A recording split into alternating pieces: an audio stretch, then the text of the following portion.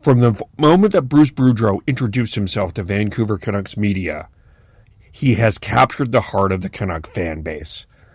The chants of Bruce, there it is, not only resonate within the Rogers Arena, but they've also resonated this week in Las Vegas and in Arizona. But Patrick Alvin has not necessarily said that Bruce Boudreau will be back next year. We discussed that on the Shifts and Pucks podcast. Was something that I, quite frankly, have been more than surprised that we're having this conversation, but I guess we need to dig into this anymore, a little bit more. But it looks like we are having some questions about who the coach is next year. Patrick Alvin was interviewed by Patrick Johnston, and he didn't exactly come out and give Bruce Boudreau the endorsement and say that he's going to be the coach. Again, like Sean, you're saying, Alvin is looking at this from a long-term approach.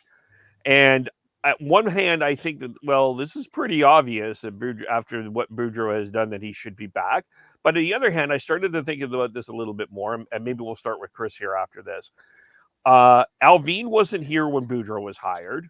Castonguay wasn't here when Boudreau was hired. Rachel Dory wasn't here when Boudreau was hired.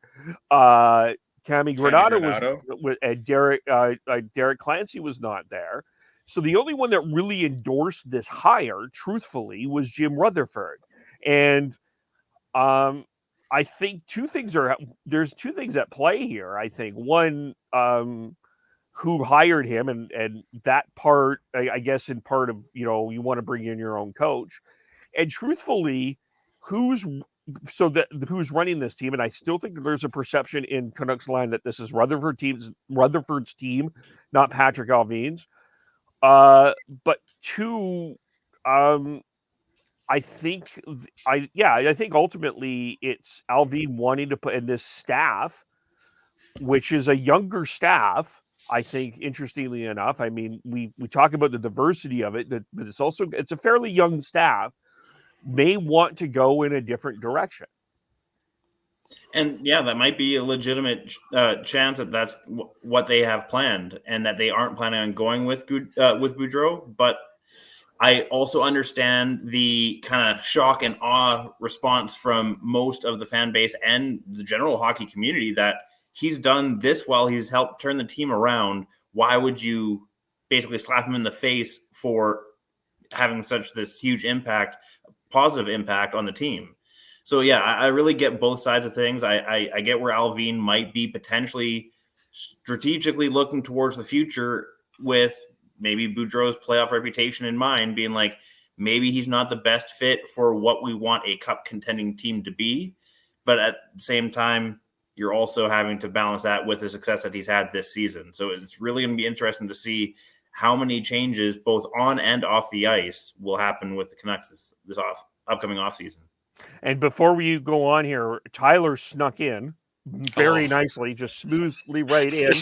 Like with the golf cart I was talking about Tiger Woods. I don't know if you realize that, but I think your sneak in was probably the most in-depth and golf-like that we have had on the history of running. I mean, normally there's not traffic in Terrace to worry about, but at this point it was like traffic. In regards to Bruce Boudreau, unless they specifically have somebody in mind, I can't see how that they would want to make a coaching change here. I mean, there's nothing to me that's obvious, like the team has quit on the coach. The coach is also one that's very comfortable with the spotlight of a Canadian market. And the other thing is there's already been so much change that's happened in a short period of time. Are they then going to make more change? At least taking Boudreau into next season offers some degree of stability while they do a roster makeover. And then there's also the old adage about having the coaching change card to play. And as a management team goes through more of those coaching changes, the runway gets shorter for them. So, and in the case of both Jim Benning and Mike Gillis before that, I think they were only permitted one coaching change. And then after that, if the results weren't there, they lost their job as well. So I can't see any scenario where Bruce Boudreau is not back. But at the same time, everything should be on the table when a new management group comes in. What do you think? Will and should Bruce Boudreau be back next year?